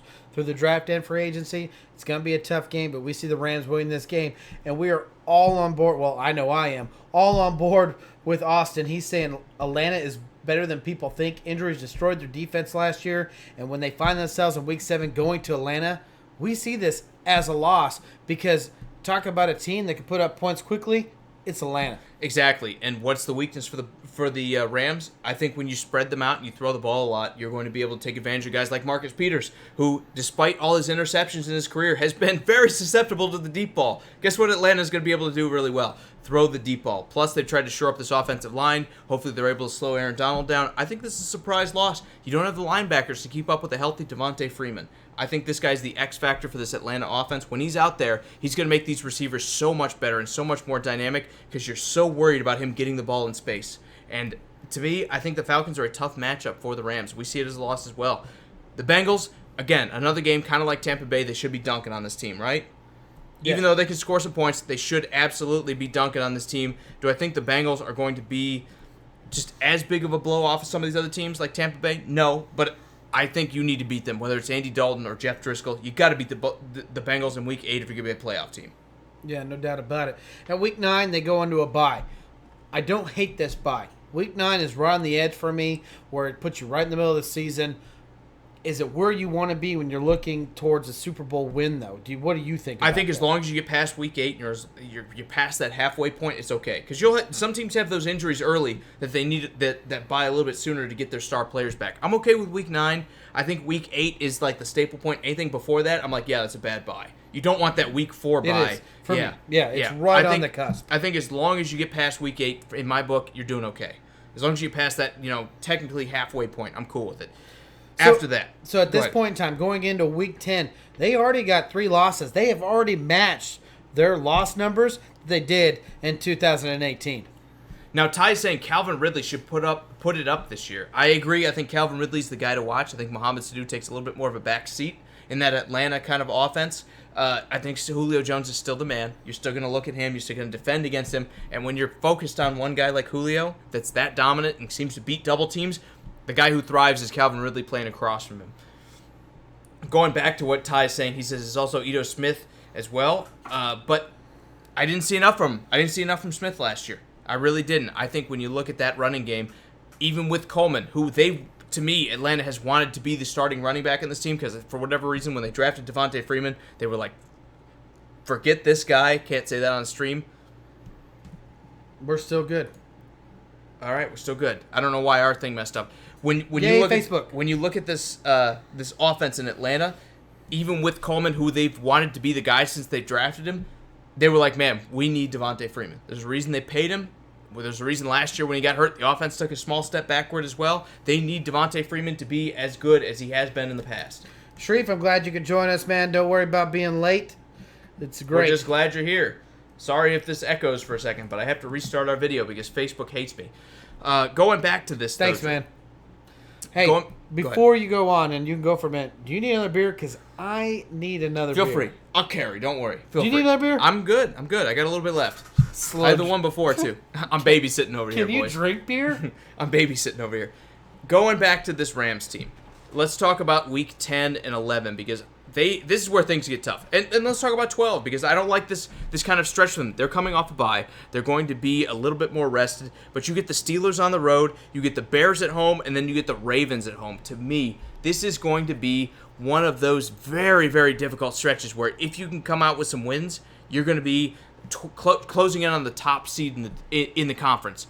And you're going to need it. I mean, the Saints are going to be good again. We know there are going to be teams in the NFC like the Falcons who are challenging for things. There's going to be teams like the Eagles and the Cowboys who will be challenging for that top spot. There are so many good teams in the NFC that you have to play really well, and you have to get that first seed if you expect to move farther in the playoffs. Home field, we know, is big in the NFL. My question is going to be, can they stay strong in this stretch to get it done? And it starts with the Steelers on the road at Heinz Field, Week 10. Maybe the weather's turned to shit because we're talking about playing in Pittsburgh here. You're an LA team that's used to playing out there by the coast. I don't know, Drew. We have it as a win. We haven't beaten the Steelers, but I think this might be a very challenging game here. It is one of those games that it was up in the air for us, and we discussed it, and we're sitting there looking through their schedule, and a little insight to how we sit there and do these schedules when we sit there and do it. Don't let them see behind the curtain. We literally sit there and go, okay, what were they last year? 13-3. Do we see this team repeating that? The answer at this point in time, yes, no, who knows? And then we go from there. And then we sit there and look through the schedule and go, what are these teams that are going to put up a great competitive game towards the team we're talking about? And going through it, this Steelers team in Pittsburgh was one of them, hands down. That being said, I still think the Steelers have a lot of growth that they need to do after losing Bell and Brown and other players like Jesse James. Their defense is still kind of not where it used to be, being the steel curtain and so on and so on. As much as I sit there and think the Steelers have a great opportunity to beat this Rams team, the Rams were just in the Super Bowl last year. They're a step above the Steelers just right now. Who have lost Antonio Brown. Who I know Le'Veon Bell didn't play last year, but they're still going to miss that talented of a guy. We saw James Conner get hurt. We saw them have to rely on some deeper running backs as well. They're still going to be a great team. Do I think they're going to have the muscle to beat a team like the Rams, who we know are going to be great? Probably not. Then the Bears, that's where things get complicated. But before we talk about that, let me hit a couple of these comments here. Sharif says the NFC West will be stacked. Let me say this. There's 2 teams that I believe are still on the growth process. The 49ers, still in the growth process, and they'll stay that way until their GM, John Lynch, stops spending money on all these random players. And I believe the Cardinals are getting better. I like their head coaching hire. I think Cliff Kingsbury's going to be a tough matchup because nobody knows really what this college offense is going to look like. It might be 4 wide receivers and Kyler Murray out there slinging the rock all over the place because you got to run a weird offense. That might be interesting, but they're not in the same level of the Rams yet. I think this is Seattle and the Rams, and then everybody else is still that level below. I agree on the Cardinals. But when it comes to 49ers, you think they're there? If Jimmy G is healthy, he can steal one of these games for the Rams. And we talked about that. If you remember, we talked about that. First off, is he healthy? Yes, We've said that for years, right? Now, yes. We said that for years. We're like, man, we're just waiting for Jimmy G to be healthy. And then every year in week 3, he tries to stretch out a play against the Chiefs and tears his ACL because he needed 2 extra yards in a quarterback run. I don't know. I look at this. You need to bubble wrap this guy. Because when he's healthy, he's amazing. But when he's not, the franchise goes to shit. And you're right. Pardon my French. The franchise falls apart when he's not you're there. Right. And unfortunately for the 49ers, Jimmy Garoppolo's decision in that game was the wrong one. Because he didn't make a quarterback move. He made a running back move. And he got hurt doing it. And I'm sure there's been a lot of discussion, a lot of mental preparedness where it's like, you no longer do that. Uh-huh. And this is a tough sell. It's a tough sell. We've seen guys sell. get told that Robert Griffin. Everyone's like, don't run anymore, and it doesn't work out. I guess I still have that slimmer of hope that he can Jimmy do it. G. I do too. Can turn itself around. But it's a slimmer. But to me, it's a slimmer. And when you talk about a slimmer, that means like it's narrow. Like you got to protect this guy. You need to get this out of his hands. And I look at the rest of this offensive roster. I'm like, okay, who do they have at wide receiver? It's looking pretty skinny. Who do they have at tight end? Yeah, they've got a great tight end. Yeah, great tight end. They have absolutely fantastic. After that, who do they have at running back? Jerick McKinnon? Coleman, who wasn't good enough last year. Remember, that was his stick. That's why Atlanta said, fine, I guess we'll go with Freeman, who's the better running back, even though we gave you every chance under the sun to usurp this guy. And I know, because I drafted Freeman in the round 14 when he was a rookie in my fantasy draft, and I'm like, they won't give this guy any chances, even though he's better. Freeman is better than Coleman. And I think last year kind of was the final nail in his coffin where Atlanta was like, okay, we have to just finally admit it, that Freeman is better than Coleman, and Coleman is just an average to subpar running back. So you got Coleman, you've got an overpaid Jerick McKinnon. Is the running game taking over in San Fran? Is the passing game taking over in San Fran? Maybe. When you have an injury-prone quarterback, you have to put everything else around him so that he doesn't have to take the hits. And I don't see that there in San Fran yet. He's going to have to make something happen on a play, and then he's going to get hurt. And it doesn't even need to be a good defense. Look at last year. The Chiefs were the worst defense in the NFL, and they still managed to hurt this kid. I'm worried about it. I really am. What's going to happen if they play the Bears? What's going to happen if they play the Ravens? These guys are going to eat Jimmy G up. Well, let's move forward. Okay, let's move forward. Let's move forward because the teams that if we keep doing this, we'll talk for 3 hours. We got to move forward. I know. Okay. All right, but let me do comments and then we'll talk about the Bears. Can I do that really quick? Do it. I'll go quick. Joey says the Redskins suck. Joey, no, they don't. I know you love the Cowboys, but you got to admit this is going to be a tough division to win. Eddie says he's a Chiefs fan, and Alex Smith was a game manager, and he liked him, but he won in the regular season, but he's not in the postseason. See a lot of similarities with Dak. I'm kind of with you, but I'm kind of not. I think Alex Smith is still the better quarterback than Dak Prescott is, as crazy as that sounds. I'm with you there. Why would you be a Chiefs fan, though? Who would do that? God, it's disgusting. Disgusting. All right, moving forward here. Ty says he's a sneaky stud. I'm not sure who he's talking about, but I'm with you there. I think he's talking about Jimmy G. I want to believe he's talking about Jimmy G, so that's what I'm going to say. Also, Sharif says that they're cursed. He was talking about me. Okay, I hope so. And Ty says we're all adults. I know I let it slip. I try not to swear on the internet. I'm like the only guy who doesn't let it fly on the internet. Trying to. Sharif says the Steelers would be tough. Coming from a Ravens fan, that's high praise. Cody says those are muscle games. Win and it shows you're the best. Lose and it shows your deficiencies. I'm right there with you, Cody, and I think that's why they take 2 out of 3. Spoiler alert. They're going to lose to the Bears, though. Let's talk about that. They're going to lose to the Bears. They lost last year. Do I think they're going to lose again? I do. I think when you come off a game on the road like the Steelers, then you got to play Chicago, that the defense seems like they're just as good as they were, and the offense seems like it's improved. Drew, this is a tough matchup.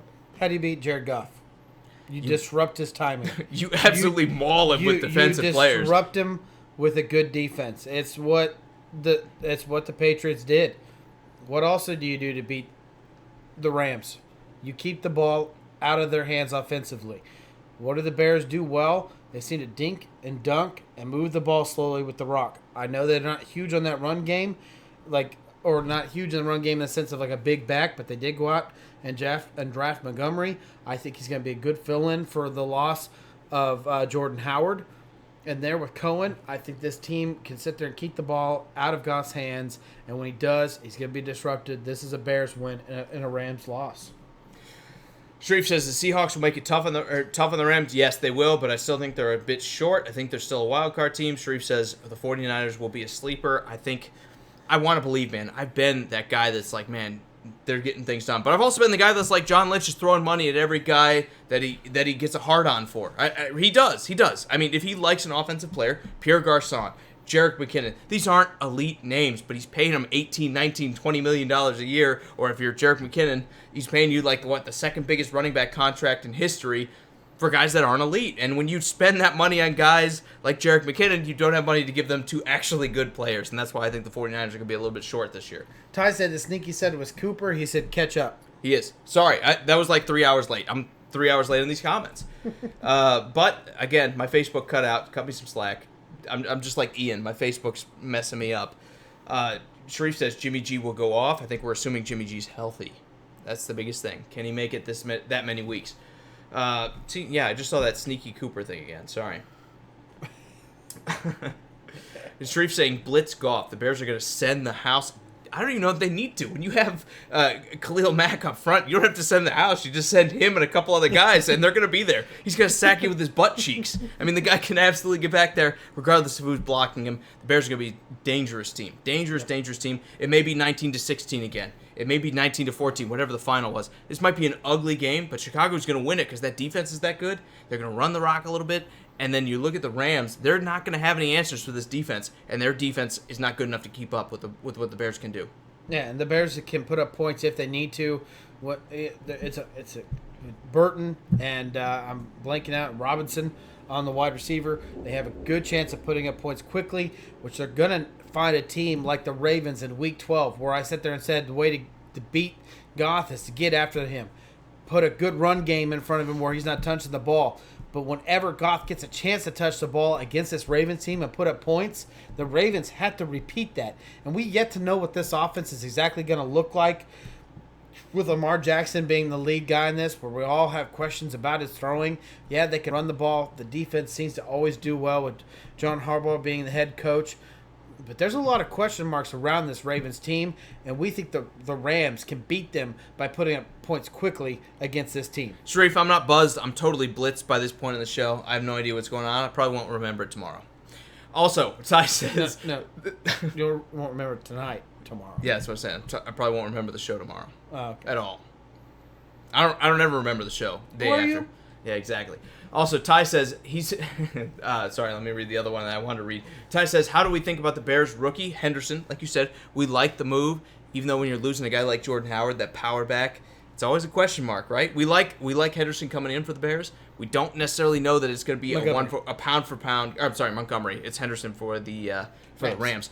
We like Montgomery coming in for the Bears, but it's not always pound for pound with a rookie. The question is going to be, can he fill in with an offense that has a great offensive line, or at least very good, and a good passing game to go with it?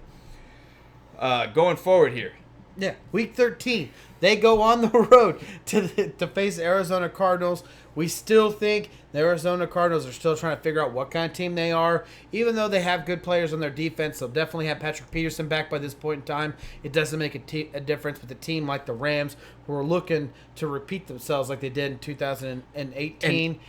Right. It's just a team that we think they're projecting themselves properly in the right direction. It's just not going to make a difference against the Rams. Yes, David Montgomery. He is the running back for the Bears. I'm trying to blank on the school. I want to go look it up. Iowa State. Iowa State. Okay. You knew that because he's a Big 12 guy. Drew is Mr. Big 12 over here. But yes, Iowa State, power back. We like him coming in. They also have Mike Davis. Don't watch out for that sleeper. Guy took over a couple games for Seattle. Like him as a power back. He will be number 3, though.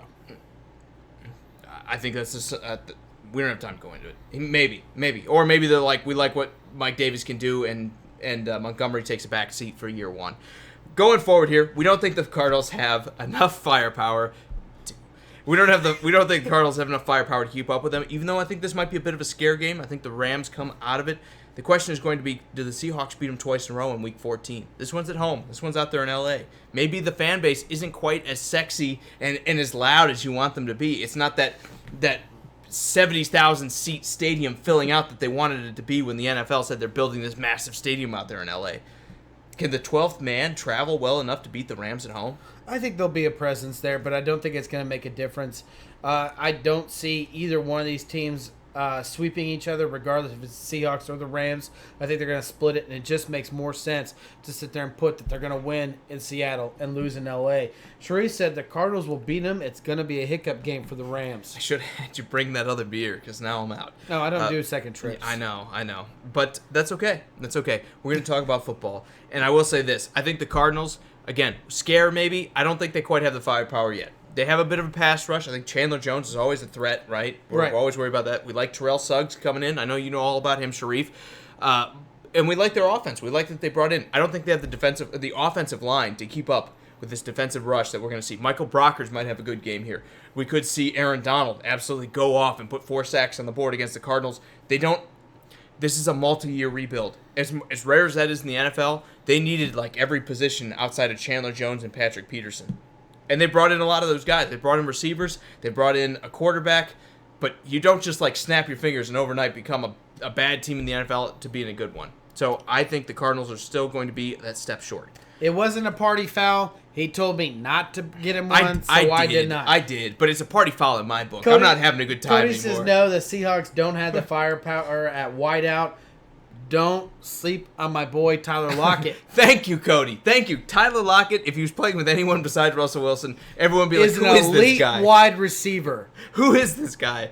I'm also kind of with Austin here saying the Hawks lose in L.A., and Austin is a Hawks fan. So we appreciate the candor. We appreciate that solid truth-telling, man. I think you're right. I think this is a split. I think they win at home, and I think they lose on the road this year. The Hawks, interesting team, probably not quite got enough. He says you are spot on about Arizona, and we are, like, I'll just say it again, we're high on Arizona. We like exactly where they're going. Maybe not like punting the quarterback and like punting your head coach after 1 year. Not a great look. I try to move past that because I can't control any of that stuff. All I can do is go, who are they bringing in?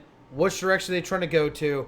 Okay, we like it. Sharif, tell me what that line is going to be, because if it's like 6 or 7 points, I think I'd take it for Arizona. Short of that, I don't know if I'd take the Cardinals in 5. I really don't.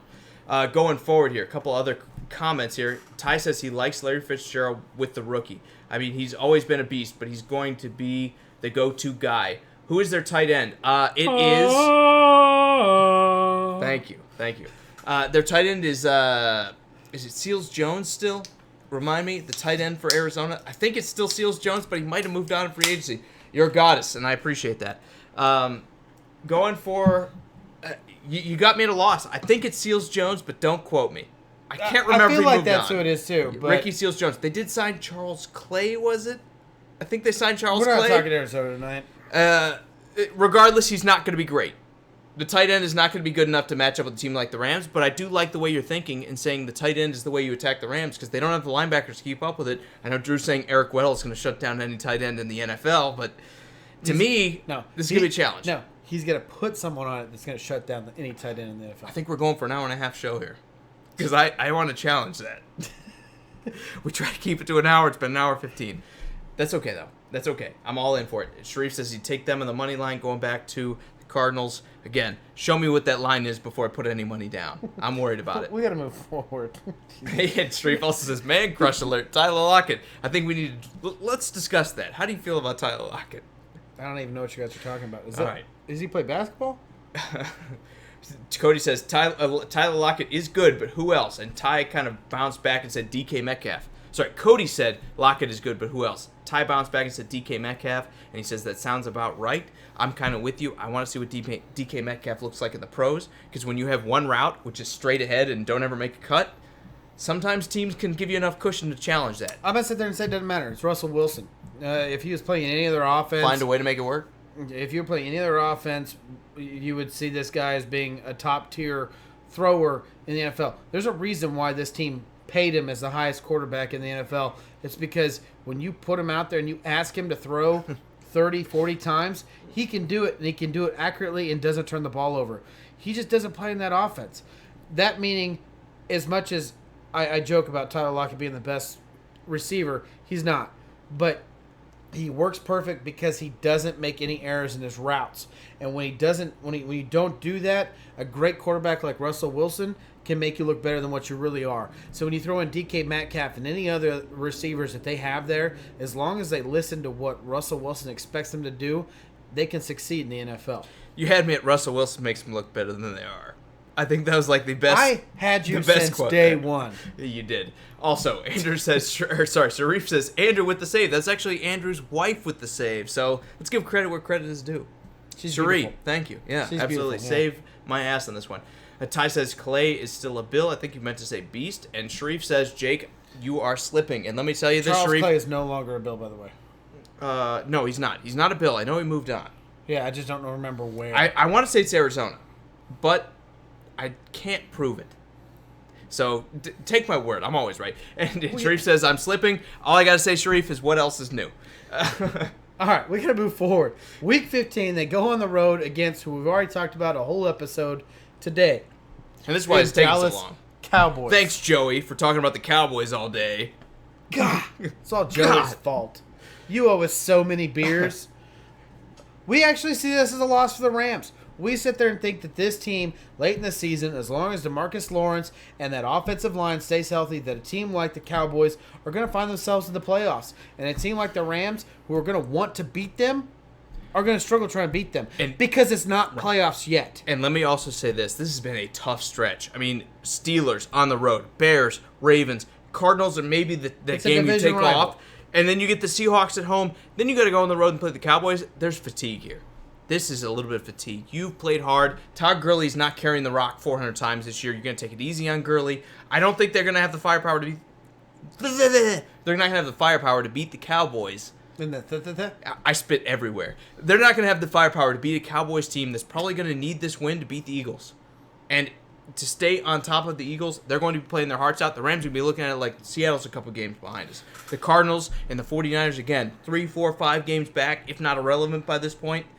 I think the Rams are going to coast a little bit, and that's why we're going to see the Cowboys win in Week 15. Sharif says the Cowboys are going to lose. He said, wow, whack Prescott. It doesn't need to be whack Prescott. Sharif, just go back Rewind. And watch. We talked all about that. We did a whole episode about Cowboys. We almost made this episode about the Cowboys. We really did. You got to go back and watch it. Jeremy says, hopefully you're right about the Cowboys winning that game. But they will, Jeremy. I mean, again, when you go against the Rams, this is the Super Bowl champion. The Cowboys are going to go in motivated and saying, we need to beat these guys if we want to be the best. And the Rams are going to say, it's Week 15. The Cowboys are also playing for the division. I don't know if the Rams are playing for the division at this Precisely. point. I mean, as much as I'm high on the Seahawks and Russell Wilson, there's a huge difference between the Cowboys late in the season and the Rams. There's just a huge difference. I think the Cowboys are going to be battling two teams. I think if the Redskins can figure out the quarterback situation, that's where they're going to be at.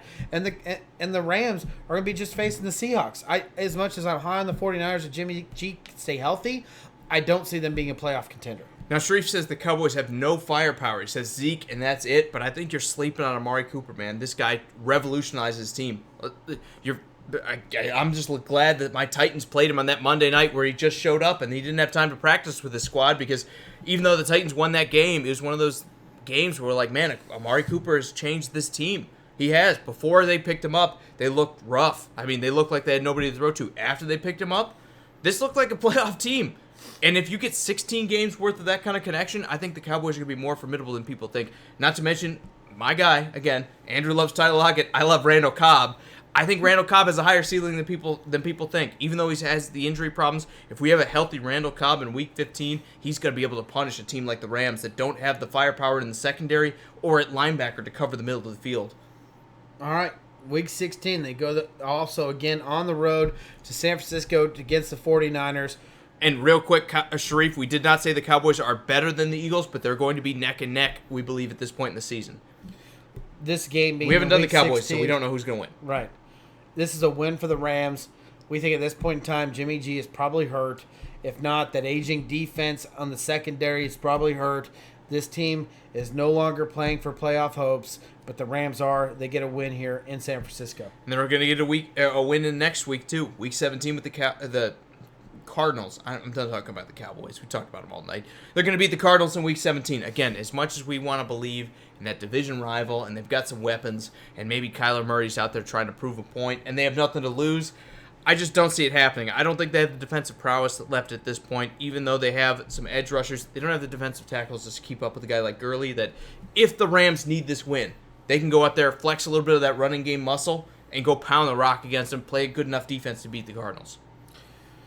All right, guys, in 2019 for the show, we had them as 11-5, taking 2 games step back from 2018 from their 13-3 season. We still find themselves in the playoffs. Do you guys see that, or do you think we're a little bit off? Now, Cody says, is Week 17 a rest game? Potentially, but if they're sitting at 10-5, like we have them going into this game, I don't see it being a rest game with as good as this NFC is going to be. They're going to need to win this for seeding. And we see them taking a couple games step back. We saw them going from 13-3 to 11-5. Whoa. If they're going into this game with 10 wins, this won't be a rest game. This is we need to win because we need we need to not be a wild card. And I get that they don't play the Patriots and they don't play the Chiefs, but this is a harder schedule than it was because they found themselves in the Super Bowl last year.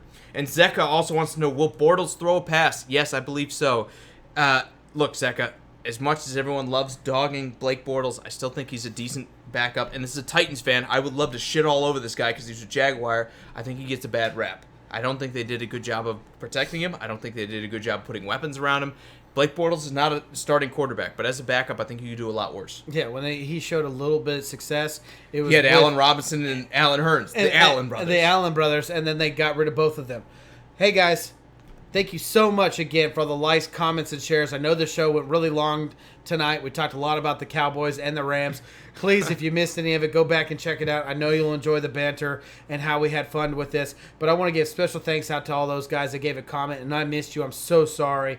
But Sean, Scott, Ian, Cody, Jeremy, Frank, George, Ty, Nestor, Austin, Joey, Eddie, John, Sharif, Heath, and Zeka, you guys are all awesome. Thank you so much. And if we did mess up on your name, Zeka, let us know. Send us any kind of phonetic pronunciation or, just let us know. We'll try to get it right. We always try to get it right. I'll probably slaughter it regardless. He will, and I'll probably mess it up too. Can I call you Z?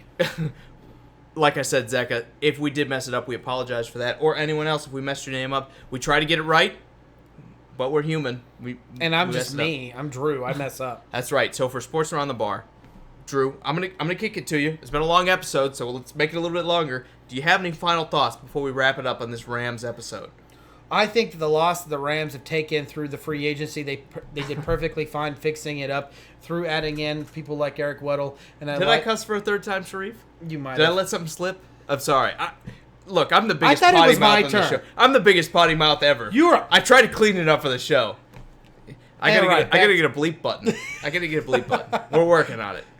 No, I think the Rams, minus the loss that they added perfectly fine through free agency with Eric Weddle and drafting, I think this team is not going to take a step back defensively. I just think that their schedule gets a lot harder. And when you face a team like that has been in the Super Bowl the year before, you play them a little bit tougher. This team's going to find themselves losing a little bit more games. And just as much as you say, you always regress to the mean in the NFL. Nobody stays great forever unless you're the Patriots. Nobody stays great forever unless you have a terrible division.